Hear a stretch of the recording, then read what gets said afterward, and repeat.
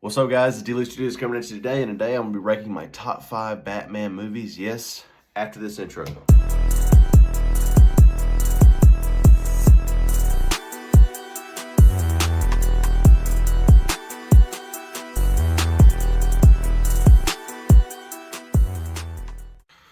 So, guys, I got two honorable mentions before I hit the top 5. The first one is Batman '89. It's a very good Batman film with Michael Keaton as the star, as the Cape Crusader. I'm just not too big on some of the special effects used, and also, I mean, it's a classic for '89 and the '90s back in the day, but it's not going to make my top 5. I know a lot of fans love the movie, but '92 is in my top 5.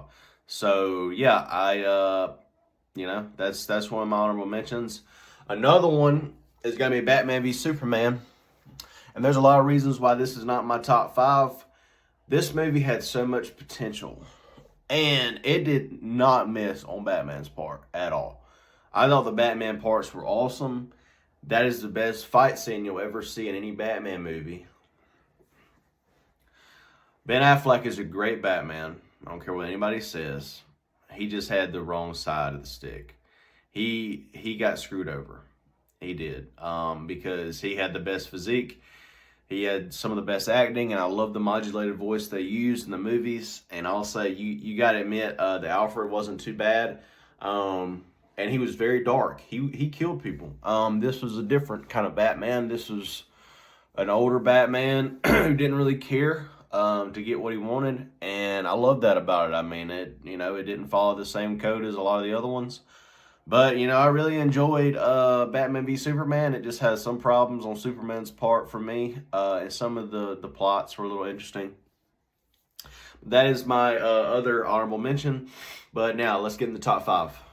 So, guys, my number 5 movie is going to be Batman Begins in 2005 with Christian Bale. This movie was a great start to the best Batman trilogy out there, the Christopher Nolan trilogy, starring Christian Bale. And the reason this hits my top 5 is because it is a great story. It's a great start. It's an interesting take. And I love Liam Neeson as the bad guy. He really does good. But, really, this movie had some interesting parts to it. I think beginning to end, it was interesting. I don't think it drags at all. I just think this movie could have been a little bit better, but also I thought it was a good start. But I love Scarecrow in this movie. Cillian Murphy does very well, or Cillian Murphy, however you say his name. He does very well. He's a great actor. He also just came out with the new Peaky Blinders movie. You should go check that out. I'll have a movie review coming out with that soon. but yeah, I mean, his parts are really really good. I love the gas he uses to manipulate people's minds, and it brings out their worst fear. And ends up he's trying to turn that on whole the bad part of Gotham to get everybody to just tear them to pieces. It's a very interesting plot. But I mean, like I said, it has issues with it. But I mean, overall, I enjoyed the movie, and I think it definitely hits top 5 Batman movies, because half the Batman movies, live action, let's be honest, are not good. And I'm a Batman fan now, and I'm just being honest. I don't like half of them. I think they could have all been written better. But my top 5 were my top 5, and they're classics. So let's get into number 4.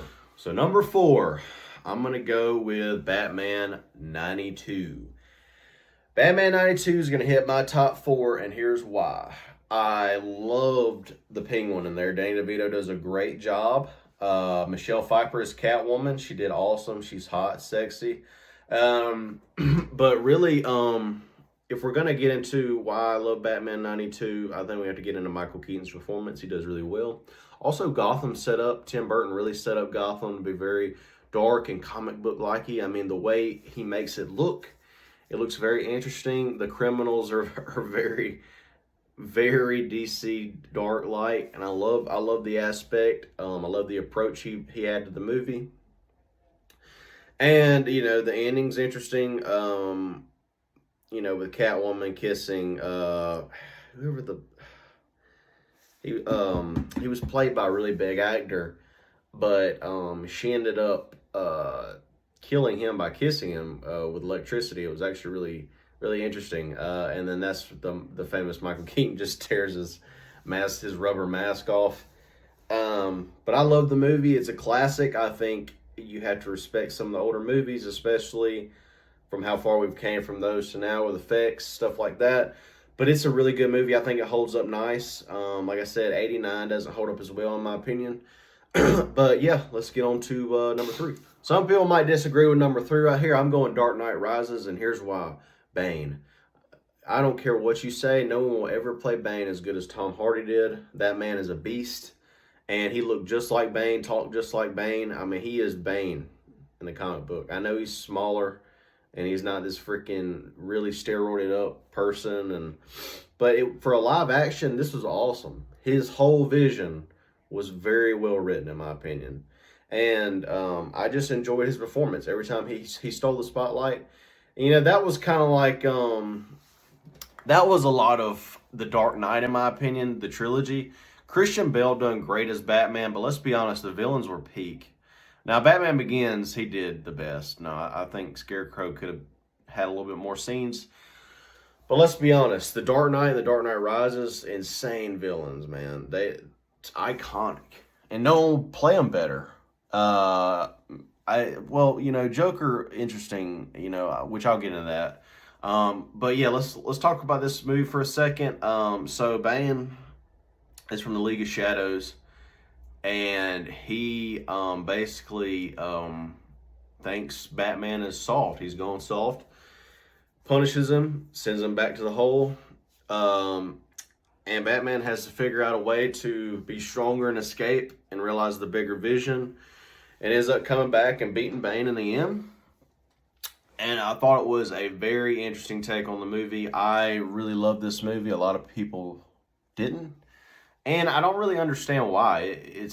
I thought it was written very well. It took a big swing, especially taking Batman out for a little bit and then bringing him back at the end, figuring out more of himself and what his mission is in his older age. But yeah, this is my top. This is my third movie. I love this movie, and it's a great movie, great Batman movie. Number 2. So for my number 2, I'm going to go The Batman with Robert Pattinson, 2022. This was a awesome movie, and this was a very different Batman movie. We finally got a detective Batman, and it showed in the trailers before this movie even came out. This was a very dark movie, and the Riddler, the villain, Paul Dano, great job, my boy. This was an entertaining movie. It was what I like about this movie, they didn't cut a whole lot in some scenes, so you really got the full effect. There's a part in the movie where you listen to this recording and you hear the whole recording. There's no cut, nothing. You were just in full detective mode, learning who's the killer, who's not the killer, who killed this person, who didn't. But also, let's just talk about the effect of him just walking in the shadows and coming out of the shadows. You hear his boots coming from, he just doesn't appear. There are certain scenes in there where he does that, but the first opening monologue scene, there's these criminals that, basically try to knock these people out. If you knock a person out, you get initiated, something like that, I don't know. But anyway, they're about to beat this guy up, and out of nowhere, one of the younger kids, that'd be interesting. I don't know if he's going to be Robin in the future movies, but he let that kid go. But kid sees the emblem in the sky, freaks out, and then they start to hear stuff, and then he comes out. You can hear his boots from afar. Beats up the main guy, basically kills him. I mean, there ain't no way he survived that, but somehow he got up. But yeah, he double tapped him pretty quickly. But it was just it was a fan movie for me. I enjoyed every bit of this movie. Very, very dark, very different take.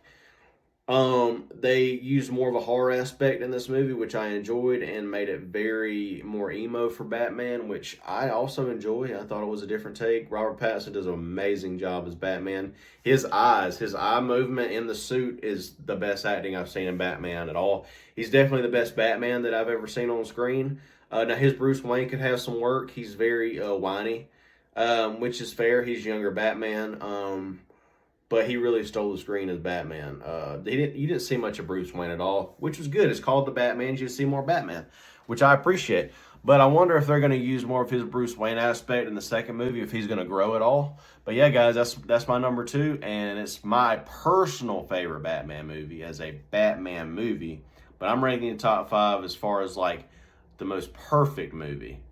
So let's get into number 1, and we all know what it is. Yeah, guys, so my number 1 movie is going to be George Clooney's, I'm just kidding, it's The Dark Knight. The Dark Knight is the best, it's the best movie out of all the Batmans. As far as written, it's the best movie. Everybody knows this. The Joker is the most iconic character ever, besides Darth Vader. The Joker is the most iconic character as far as villains. Now, you know why I love his performance? It's because he wasn't supposed to be the great, perfect Joker.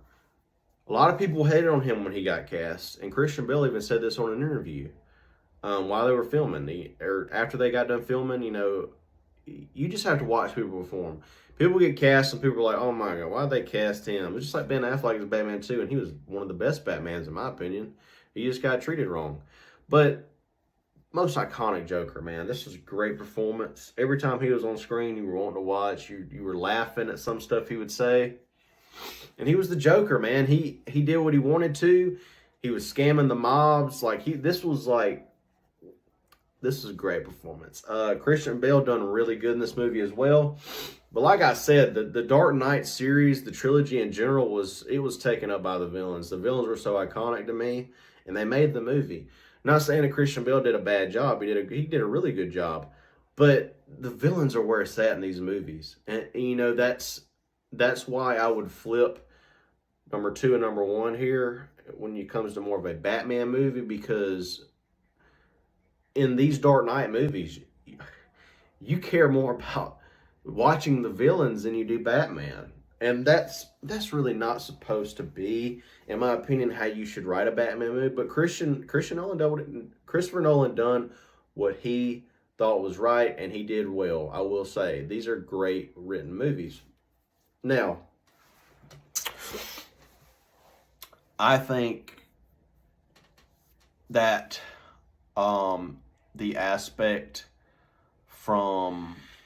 But yeah, guys, there was so many different scenes in this movie. The hospital scene, which was actually a blooper, that was not supposed to happen. He just went with it, and it stuck in the movie where he's like hitting the button and the bomb's not going off, and then he keeps hitting it and delay, and it finally goes off and scares him, and then he just laughs and gets on the bus. That was not planned.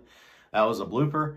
But well done on that movie. But guys, these are my top 5 movies live action. I will do a top 5 animated coming up pretty soon. I'm also going to do some more top 5 franchise movies. Let me know what you guys think about my top 5. If you agree, if you disagree, let me know what your top 5 is in the comments. Go like or subscribe to the channel. I appreciate the love, guys. And yeah, guys, you know what it is. Hot takes loading.